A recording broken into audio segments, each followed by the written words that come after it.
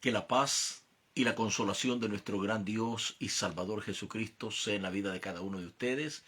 Bienvenidos a este espacio, Verdades para el Presente Día, con el Pastor Maldonado, llevándoles a ustedes una reflexión de la palabra del Señor.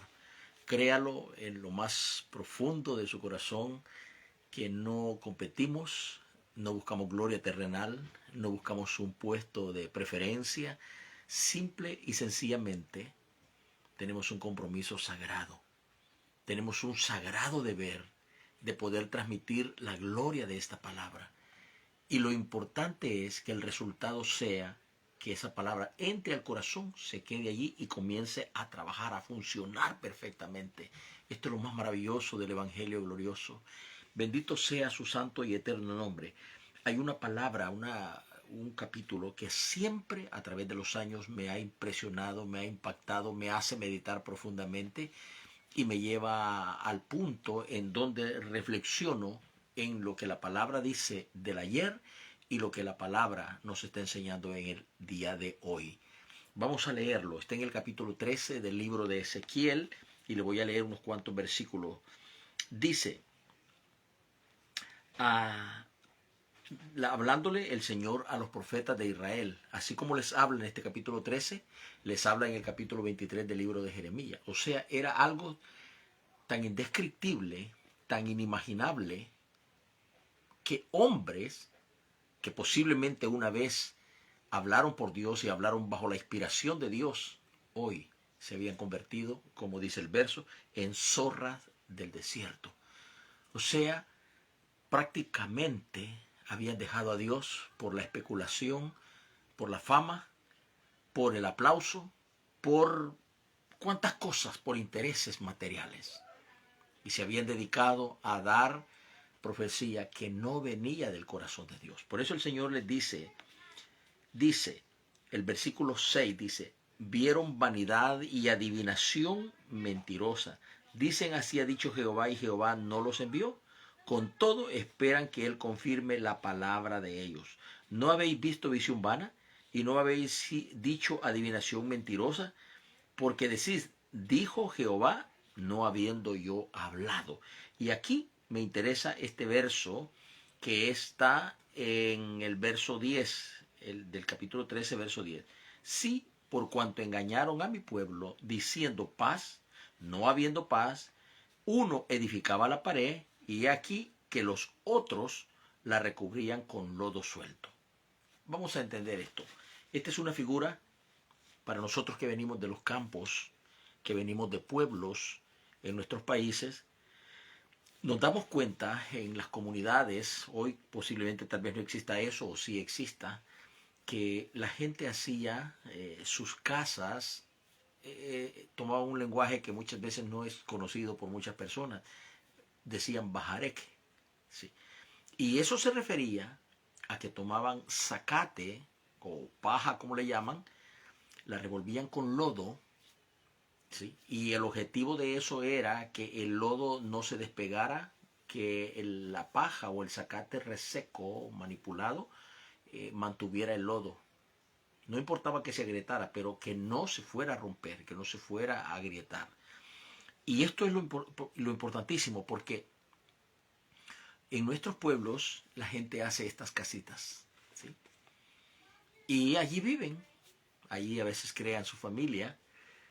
Pero acá, en el pasaje que nos está enseñando, nos está diciendo a nosotros casi lo mismo de lo que nosotros conocemos. Hacían una pared y la recubrían con lodo suelto. O sea, en otras palabras, lo que estaba diciendo el Señor es, cuando dice pared, lodo suelto, recubridores, está hablando de aquellos hombres encargados en algún momento por Dios de transmitir el pensamiento de Dios, el deseo de Dios, la voluntad de Dios.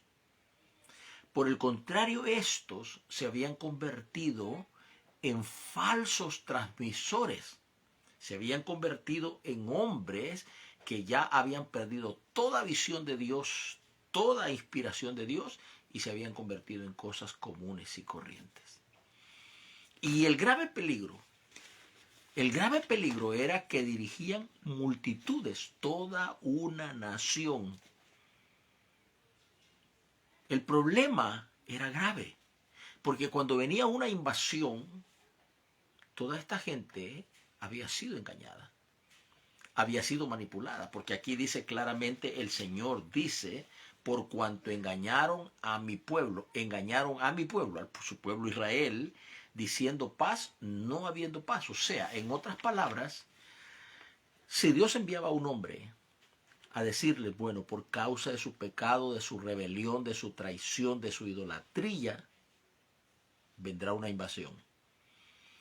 Y cuando usted analiza cuántas invasiones sufrió Israel a través de su historia desde el momento que ellos comenzaron a ser una nación, un pueblo establecido en un lugar, nosotros vemos que imperios pasaron por ahí. Imperios, completamente imperios. Bueno, el último imperio que estuvo controlando toda esa tierra y que los tenía con la bota de hierro bajo su pie era Roma. ¿Sí? Dice la historia que en el año 70, este general Tito, con todo el poder de Roma, llegó y ¡pum!, hizo pedazos todo, destruyó el templo, todo, llegó a los judíos, los masacraron. Entonces, prácticamente Jerusalén quedó en ruinas. No había absolutamente nada. Las pocas gentes que quedaron eran gentes que verdaderamente estaban heridos y quizás posiblemente ya ni creían en Dios. Y esto era lo que sucedía. Cuando Dios levantaba a un hombre, lo enviaba y le decía, hey, enderecen su camino, corrijan su vida, porque si no el Señor nos va a castigar, el Señor nos va a reprender. Entonces aquí había un grupo de hombres manipuladores, naturalmente movidos por el diablo y los intereses del diablo, que sus corazones se volvían presuntuosos. Cuando un corazón de un cristiano se vuelve presuntuoso, o sea, de presumir lo que no es, lo que no tiene, lo que no conoce, entonces ese corazón comienza a decir cualquier cosa. Y ese corazón comienza a elevarse, a hablar grandezas, a hablar cosas que aún jamás ni el mismo predicador las ha experimentado. Por ejemplo, ¿cuántas veces hemos escuchado nosotros a los predicadores decir, oh, la grandeza de Dios? Va un predicador, ya sea de cualquier país a otro país, y dice, la gloria de Dios cayó. La gloria de Dios se hizo presente. Y anuncian con anticipación y anuncian después que la gloria de Dios descendió. Ahora, ¿qué es que la gloria de Dios descienda? No es de que 2 o 3 personas estén danzando, gritando y levantando las manos. No, no. Porque aquí es donde trabaja el corazón presuntuoso. Le voy a explicar algo que a mí en lo personal me sucedió. Cuando yo llegué a una iglesia, naturalmente era una iglesia pentecostal, con doctrina de Asamblea de Dios, recuerdo que yo miraba a mis hermanos, tanto jóvenes como ancianos, danzar. Y hablaban allí unas lenguas, ¿verdad?, que es tan común, raca, taca, taca, taca, taca. Y entonces, en mi ignorancia y en mi poco conocimiento, o cero conocimiento, a mí se me había enseñado que esa era la unción, la gloria del Espíritu Santo. Y que cuando esa gente estaba danzando, dando vueltas, gritando, tirándose al suelo y todo, el Espíritu Santo los tenía controlados. Entonces, como yo miraba que los jóvenes de mi misma edad, pues, hacían esto, un día en mi pobre mente se me ocurrió hacerlo yo también, ¿sí? Y yo dije, bueno, si ellos danzan y ellos hablan en lengua y, bueno, hacen todo este tipo de cosas, pues yo también lo puedo hacer. Y recuerdo perfectamente que lo hice, ¿verdad? Empecé a danzar y de ahí por ahí se me aparecieron unas 3, 4 lenguas, ¿verdad? Entonces yo recuerdo que mientras yo estaba haciendo eso, o sea, mientras yo estaba presumiendo ante mis hermanos que el Espíritu de Dios estaba en mí, aquella voz suave y apacible vino a mi mente y a mi corazón. Y me enseñó un versículo, que no recuerdo en el momento el capítulo y el versículo, pero creo que está en el libro de los Romanos. Solamente se lo voy a parafrasear. El versículo decía, esto no procede de aquel que os llama. Fíjese lo que dice el versículo. Esto no procede de aquel que os llama. En el momento, de verdad, mi mente se clarificó, entendí perfectamente que lo que yo estaba haciendo allí no era de Dios, era de mi carne, era de mi vanidad, era de mi corazón presuntuoso. Me di cuenta entonces que no era de Dios lo que yo estaba haciendo. A partir de allí me di cuenta que la mayoría de mis hermanos tenían un corazón presuntuoso y hacían aquello porque querían que la gente los viera, que tenían unción, que estaban bajo la cobertura de Dios, etcétera, etcétera. Pero pasó un poquito de tiempo y entonces yo estaba en una hora de la alabanza, ¿verdad? Estaba el que dirigía la alabanza, estaba. Y recuerdo perfectamente que estaba cantando aquel himno que dice, deja penetrar la luz, ¿sí? Y yo estaba, ¿cómo le podría decir? Un estado total de ignorancia. Y yo con mis manos en alto, allí sí vino el verdadero fuego del Espíritu Santo. Fue algo indescriptible. Han pasado más de 40 años. No sé cómo explicarlo. Pero yo alabé a Dios en una lengua extraña, completamente extraña a mi memoria, a mis pensamientos. Pero lo que yo estaba hablando en una lengua extraña, sabía en mi interior perfectamente lo que le estaba diciendo al Señor. Lo estaba adorando de una manera impresionante, como jamás en mi vida me lo imaginé. Era una cosa sobrenatural. Aún en ese mismo momento, yo le dije al Señor, por favor, llévame a tu presencia. Llévame a tu presencia. Y a partir de ese momento, las cosas en mi vida cambiaron. Comencé a tener nuevas experiencias con Dios. Comencé a ser guiado por el Espíritu de Dios. Cuántas veces Dios me libró de morir, porque estábamos en una cruenta guerra en los años 80 en la República de El Salvador. Y recuerdo que el Señor vino y me dijo claramente en una oración que yo estaba haciendo. Sentí esa intervención en mi mente, en mi corazón, que me dijo, el enemigo te va a atacar, pero yo he puesto provisión sobre tu vida. Entonces a partir de allí yo comencé a tener como un temor, ¿sí? El día siguiente me levanté con todas las precauciones del mundo, pasó un día, 2 días, 3 días, una semana. A la semana pues ya como que se me fue quitando aquel temor, ¿no? Pero recuerdo que donde yo vivía era una pendiente así, mire. Algo increíble. Los buses, los carros pasaban a una velocidad extraordinaria y luego llegaban a una hondonada y volvían a subir. Era algo tremendo. Entonces recuerdo que yo venía caminando por esa calle y un busero no agarró esa ruta que le correspondía, sino que salió a un lado y quizás los frenos no le alcanzaron para detener el bus. Y en ese momento el bus viene así, un taxi viene así, y lo golpea en el costado. Fue tan fuerte el golpe que prácticamente lo levantó al vehículo. Y yo iba exactamente casi a la par del taxi. Y había un muro, quizás comenzaba el muro comenzaba quizás de unas 6 pulgadas, y luego iba así hasta que llegaba por lo menos a unos 3 metros y luego tenía una grada de bajada, era por la condición de la calle. Y recuerdo que el bus le pega al taxi y el taxi se eleva, prácticamente el taxi me iba a remachar, el cuerpo del taxi me iba a remachar contra el muro y prácticamente me iba a eliminar de esta tierra. Cuando entonces yo oí el impacto y vi el taxi que salió volando hacia mi persona, yo cerré mis ojos, créalo, cerré los ojos porque no me quedó opción, no podía correr, no me podía mover nada. Era en fracciones de segundo. Cuando yo cerré los ojos y oí el impacto, ¡plá! Cuando yo abrí mis ojos, yo estaba en la parte alta del muro. Prácticamente había recorrido quizás como unos 8 a 10 metros porque eso tenía el muro de grande, de unos 8 a 10 metros. Y cuando yo estoy en la parte alta del muro, mi mente está tratando de reaccionar. ¿Qué fue lo que pasó? Estaba como ido, como hipnotizado.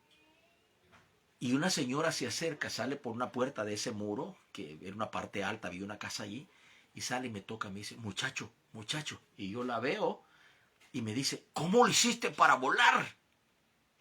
Y yo estoy tratando de analizar porque mi mente no está agarrando nada lo que ha pasado. ¿Cómo así? Le digo yo. Sí, el taxi te iba a remachar, el carro te iba a remachar y volaste. Yo te vi volar, me dice, y hasta aquí paraste, bajaste aquí. Y yo así. Y empiezo a reaccionar.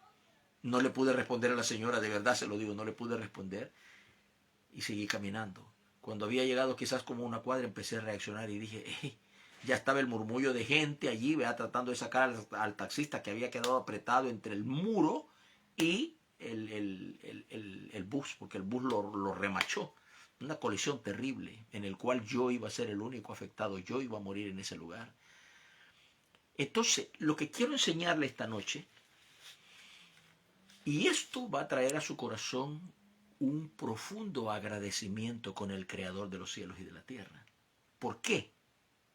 Porque el mismo salmista David nos enseña a nosotros que debemos de retroceder en nuestro ayer, no para disfrutar en nuestra naturaleza carnal, las pasiones que vivimos allá, las aventuritas que tuvimos, no, sino para conmemorar la grandeza de Dios de lo que Él hizo por nosotros. Eso lo dijo el salmista David.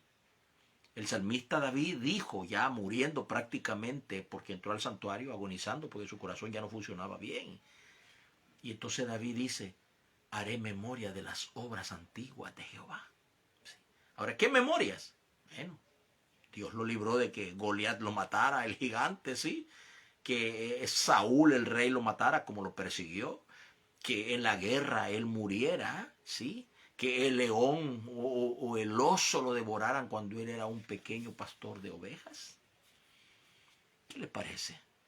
Entonces, al mirar cómo Dios lo había librado de su vida pasada, de morir prematuro, entonces él cobra nuevas fuerzas y dice, ese mismo Dios de ayer es el mismo Dios de hoy. Así lo dice la Escritura, y es el mismo Dios de siempre. El problema de nosotros es que muchas veces nosotros nos hemos equivocado con Dios y creemos que Dios trabaja así. Chasqueamos los dedos y entonces Dios, como el cuento de la Cenicienta, va, corre y va, ¿qué quieres, amo? Sí, ahorita te lo cumplo. ¿Cuántos deseos quieres? Y todo. Dios no funciona así, estimado hermano. No funciona así. Dios no es ni mandadero de nadie, ni se compara con la Cenicienta. No se compara con nadie. Él le dice a Israel claramente en el libro de Isaías, levantad en alto vuestros ojos y contemplad quién creó todas estas cosas. ¿Sí? Y le dice a Israel, ¿a qué me haréis semejante, Israel? ¿Con quién me compararéis? ¿Sí?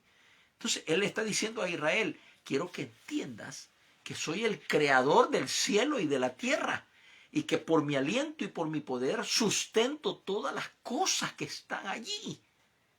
Si yo que creé, que formé el Pleiades y el Orión, fíjense los científicos, dicen que nuestra galaxia, que está descrita como la Vía Láctea porque en las noches, y entonces está en una parte montañosa, dice que los griegos le pusieron la Vía Láctea porque parecía como una mancha de leche emblanquecida en el universo. Y nuestra galaxia es espiral, o sea, como enrollada, ¿no? Como un torbellino. Y es una de las galaxias más pequeñas entre las multitudes que ha encontrado el hombre. Y dicen ellos que hay 200 millones de estrellas. 200 millones de estrellas. Entonces, o puede que haya más. El hombre no tiene un dato exacto. Puede que sean 200 o 200.000 millones de estrellas. Solamente dentro de nuestra galaxia. Y nosotros vivimos en llamémosle así, un pequeño sistema que se llama el sistema solar. Un potente estrella que le llamamos el Sol, iluminando a todos los planetas, al sistema que están alrededor, y entre esos planetas está la Tierra, el puntito, sí, chiquitito, en aquellos inmensos planetas, ¿no? Y este Dios inteligente, en ese puntito azul, lo creó con mares, vegetales, puso animales para que nos acompañaran allí y puso la capa de ozono, puso la atmósfera, así es que toda roca, por muy grande que sea, pasa por ahí, la fricción la quema y la hace una pequeña roca que no le hace daño a nadie. Han caído rocas más grandes, pero no le han hecho daño a nadie. ¿Sí? Entonces, el punto es que como un Dios tan poderoso, un Dios tan grande, un pobre mortal como yo o como usted, vamos a venirle a dar órdenes al Señor. No. Hay un lineamiento que Dios ha establecido y ese lineamiento de la gratitud, un corazón agradecido, un corazón quebrantado, no despreciarás tú, oh Jehová. Sí. Ese fue el éxito de los hombres de ayer. Por eso el poder de Dios fluía en la vida de ellos. Imagínese Pedro, todo un soberbio. Pedro era como los predicadores modernos de nuestra actualidad. Quería ser número uno, quería el aplauso de la gente, tenía envidia de Juan porque se recostaba en el pecho del Señor y bueno, ¿verdad? Él naturalmente pues llegó quizás un día y le dijo al Señor, Señor, mira, nosotros hemos dejado las redes, las embarcaciones, la pesca, la familia, a ver qué es lo que vamos a obtener, ¿verdad? Buscaba ganancias materiales, ¿no? Su mente estaba totalmente confundida.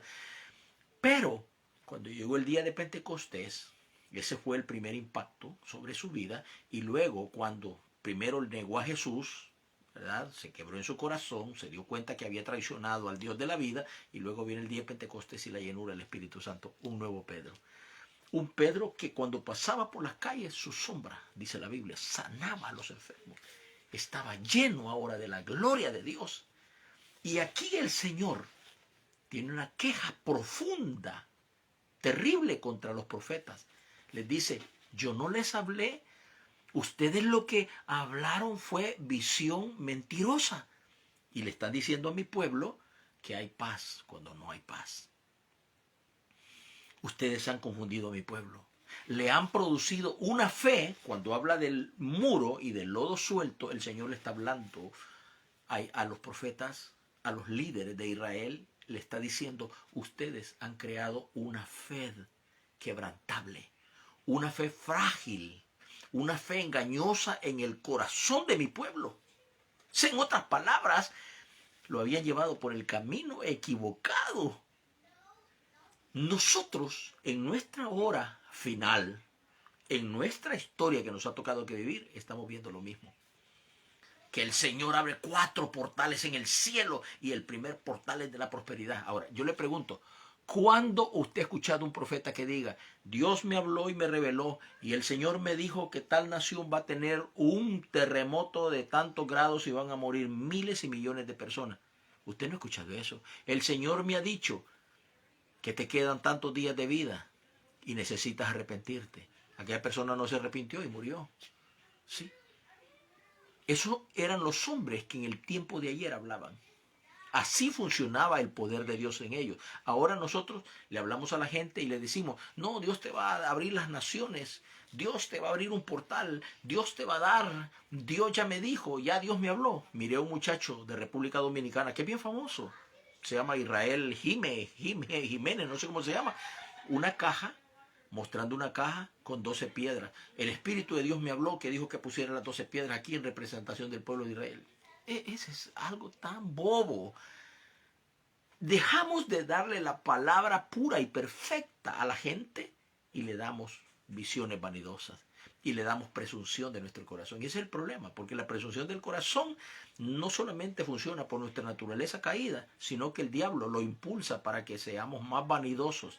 Si estoy equivocado, mire lo que dice Pablo de los hombres del último tiempo. Y no está hablando de los inconversos, porque ellos pueden ser lo que quieran ser en esta tierra y en la condenación eterna. Está hablando de los hombres del último tiempo. Dice que serán amadores de sí mismos. O sea, allí no habrá ni amor para Dios, ni amor para su semejante, que es el primer y el segundo mandamiento, sino que se amarán a sí mismos. Mire la gran vanidad. Mire, por ejemplo, a Dante Gebel. Dante Gebel es una combinación de Satanás, medio humano, y un falso profeta. ¿Sí? ¿Cómo es de que un hombre de Dios, un hombre que quiere reflejar el testimonio de Cristo, que quiere mostrar que Cristo vive en su vida? Yo voy a llevar cantantes paganos a mi púlpito, a mi altar, ¿sí? ¿Cómo es que en la República del Salvador existe una iglesia que se llama Amigos de Israel y llevamos al payaso Cocolito para que les dé un sermón arriba del púlpito todo pintado y la gente carcajeándose? Les pregunto, yo no tengo nada que ver con estas personas. A mí no me ha pagado Dios para guardarles aquí. No me ha puesto anestesia en la lengua. Me ubiqué del lado de Dios y empecé primero a despojarme de mi vanidad, a despojarme de toda esa presunción del corazón. Le recuerdo que fui predicador por muchos años. Después Dios me metió al pastorado. Estuve 25 años en el pastorado. Experimenté todo tipo de fracasos en mi vida. Experimenté la derrota, el fracaso. Mis rodillas se doblaron. Pero ¿sabe hasta dónde logré comprender la grandeza y la misericordia de Dios? Hasta que un día me fui a lo que hoy se conoce como un centro turístico donde miles de personas llegan y se llama la Puerta del Diablo. Allí llegué con una pistola en mi cintura, oyendo una voz que era tan fuerte en mis sentidos estaban neutralizados. Y esa voz me decía, desafía a Dios. Y yo tenía un resentimiento en mi corazón contra Dios, porque cuando Dios me empezó a llevar en campaña, yo miraba la mano de Dios, la obra de Dios. Pasó un tiempo que ya no la miraba. ¿Por qué? Porque mi corazón se había elevado en orgullo. Entonces cuando llego a esa montaña, solitario, allí era solitario. Allí de vez en cuando llegaba un alma. Ahora estaba la mía allí arriba. Y con ese pistola en mi mano, Satanás me dice, párate ahí a la orilla, date un balazo en la cabeza y si Dios te ama, Él te va a resucitar. Mire hasta dónde me hizo de torpe esa voz diabólica. ¿Sí? Ante Dios se lo confieso. Cuando terminé de subir esa parte alta de la roca, ahí había como un pedazo de plano, o sea, como una parte plana. Y cuando yo iba caminando hacia la orilla que da viendo hacia Izalco, no Izalco, Panchimalco, no sé cómo se llama el pueblo, la verdad, perdone, pero tengo más de 40 años de que no estoy en El Salvador, he olvidado algunas cosas. Entonces, mientras yo iba caminando, mi pie derecho se fue en una hendidura, había un montón de zacate así, y se fue en esa hendidura. Y lo extraño es que sentí como que mi pie topó en una esponja, algo esponjoso. Me detuve en ese momento, quité el zacate que estaba cubriendo esa grieta y habían como 2 o 3 puros. No le miento, jamás había visto puros tan gruesos así, gruesos y largos, quizás como de un pie. 2 estaban enteros y uno lo habían quemado, pues quizás lo habían, no sé cómo se lo pusieron en la boca porque eran gruesos. Y entonces allí reaccioné, se vino un viento caliente, como que me estaba quemando la piel. Y empecé a sentir un pánico terrible. Y allí, en lo profundo de este corazón, comencé a oír esa voz que me dijo, bájate de este lugar, si no, no respondo por tu vida. Me bajé como pude, despacio, corriendo de aquella roca, y llegué hasta donde estaba el vehículo, que no era mío, me lo habían prestado, pero antes de subirme al vehículo, descargué la pistola en el aire con todos los tiros, porque tenía miedo de darme un tiro allí me entró miedo. Me subí y descendí y encontré una callecita por allí, no le puedo decir por dónde ni cómo se llama, ¿no? Me metí en una callecita y esa callecita tenía un tope y había un árbol bien aparrado allí, como un pequeño parque, ¿no? Y me metí debajo de ese árbol.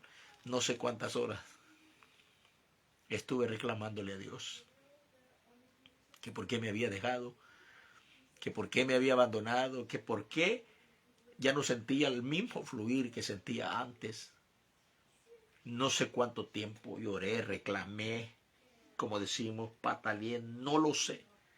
Pero cuando ya no tenía fuerzas en mi garganta para seguir reclamando a Dios, el Señor habló a mi corazón cuando quedé en silencio y me dijo, nunca lo olvides, yo te llamé, la palabra que predicas es mía, el poder que yo derramé sobre tu vida es mío. Y en lo profundo de este corazón entendí que Él era el Dios creador del cielo y de la tierra, que yo era una simple partícula de barro, que por amor de Él yo había conocido sus caminos, que por su gracia yo había sentido aquel poder sobrenatural en mi vida. Y a partir de allí comencé a entender que la grandeza, el honor y la alabanza pertenecen solamente al Señor, al que subió a la cruz, al que llegó con una cruz a aquella montaña, al que derramó su sangre y su vida, aquel que dijo, consumado es, solamente a Él pertenece la gloria. Yo no tengo nada, absolutamente nada que pedirle o reclamar en esta naturaleza humana. ¿Por qué? Porque Él, por su amor y su misericordia, me llamó. Si no, yo fuera uno de los millones que todavía no han conocido el Evangelio. Dios ha sido grande, ha sido bueno y maravilloso conmigo. Por eso yo le transmito a usted una palabra que le puede bendecir. Nosotros estamos siendo engañados en nuestro tiempo actual. ¿Por qué estamos siendo engañados? Seguimos a hombres y a mujeres que no son de Dios. Los ponemos en una alta tarima. Muchas veces hasta los veneramos.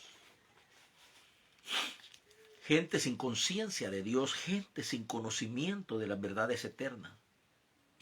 Le pongo el caso y vuelvo a repetir, no tengo prejuicios contra nadie, simplemente me ubiqué del lado de Dios y hago lo que dice el libro de Judas, que defendamos ardientemente la fe que una vez le fue dada a los santos.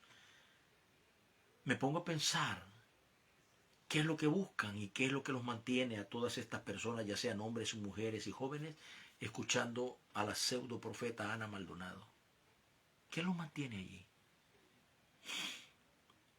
Porque allí no hay palabra de Dios. Ahí usted está viendo un pedazo de carne humano lleno de vulgaridades, lleno de vanidad. Rebalsa la vanidad. Hablando blasfemias, hablando locuras, tonteras, trastornos mentales, espirituales. Pero son grandes cantidades de gente que le sigue. ¿Sí? Entonces me pregunto, ¿cómo va a terminar todo esto? Naturalmente miro la palabra de Dios y me doy cuenta, número uno, que hay gente dentro de la iglesia que son manipulados por los poderes del mal. Tienen tanta influencia satánica. Acuérdense que Jezabel se había metido, el espíritu de Jezabel se había metido en una de las iglesias de Apocalipsis. Había entrado la doctrina de los nicolaitas. ¿Sí? El amor de ellos se había enfriado. ¿Sí? Por tanto, el Señor le dijo a una iglesia, te vomitaré de mi boca. Compra de mí colirio para que puedas ver.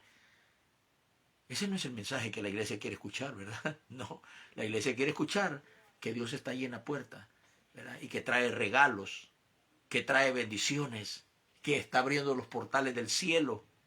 Dios eterno. Palabra de Dios no hay. Hay pura expresión de vanidad, puras palabras de mentira, puras palabras de engaño. ¿Por qué? Hay un objetivo principal.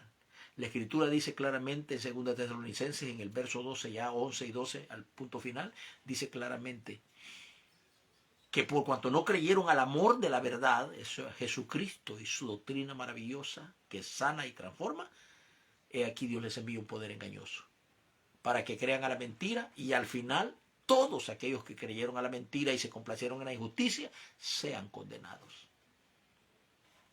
Téngale compasión a su alma. Limpie su mente y su espíritu de toda contaminación de lo que usted ha escuchado. Si usted tiene un pastor que le está dirigiendo y le está enseñando la palabra de Dios, él tiene que predicar conforme a los conceptos bíblicos, a los preceptos y a los fundamentos bíblicos. Y debe mostrar con su vida que Cristo vive en él. Debe mostrar en su hogar que Cristo vive en él. No hombres escandalosos, no hombres que dan el testimonio glorioso de Cristo y de su santo evangelio a tirarlo a la basura. Solo imagínense el líder de la iglesia La Luz del Mundo, donde está preso por 14 o 16 años, por violador, por un pervertido sexual. Pero sin embargo sus seguidores estarían dispuestos a morir por él, garantizado. ¿Por qué es eso? Porque no les ha resplandecido la luz de Cristo. Porque decidieron en sus corazones oír, seguir y obedecer al hombre antes que a Dios. solamente le puedo decir que su alma es la que se va a perder en la noche más oscura. Y cuando usted traspase de esta vida terrenal a la vida eterna, usted ya no tiene ninguna salvación. Usted tiene que cambiar su forma de pensar, usted tiene que volverse en sacrificio vivo al Señor y rogarle con todo su corazón que lo guíe a través del sendero correcto. Bendito sea Dios y bendita sea su misericordia. Gracias a todos ustedes que han estado aquí conmigo, a Sandra Hernández, a Rick Guerra, que por primera vez lo tenemos acá, a Jonathan, al pastor Carlos Rodríguez, un buen hermano, no lo conozco, pero sus saludos me llegan al corazón. Siempre me pone, le saludamos desde El Salvador, pastor, aquí estamos. Gracias, que Dios lo bendiga, que Dios siga usando su vida, porque son posiblemente, con toda seguridad, que de esos pastores que pocos quedan en esta tierra, que aman al Señor con todo su corazón y que le sirven a pesar de cualquier circunstancia. Yo admiro y me postro delante de estos pastores que verdaderamente aman al Señor viviendo en condiciones precarias. Yo conocí tantos de ellos, pero tantos de ellos, que por amor a Cristo no les importaba si comían una vez al día o andaban una mudada por toda una semana, porque verdaderamente servían a Dios en la escasez, en la miseria, pero amaban a Dios con todo su corazón. Nadie los podía mover de esa forma de pensar. Que Dios bendiga a este tipo de hombres, que todavía existen unos cuantos, son poquitos, porque la mayoría pues están en los púlpitos, en las cámaras, en las redes sociales, ¿verdad? Pavoneándose como los animalitos esos que extienden su plumaje. Pero vaya, ellos es natural, ¿sí? Ellos son por la naturaleza, sí, pero los hombres no debemos ser así. Debemos ser mansos y humildes, agradables al corazón de Dios. Que Dios le bendiga, que Dios le guarde, es el deseo de mi corazón. Para todos ustedes el saludo y la oración maravillosa que Moisés hizo sobre el pueblo de Israel. Jehová te bendiga, Jehová te guarde y él haga resplandecer su rostro sobre ti y ponga en ti su paz. Que Dios le acompañe por siempre.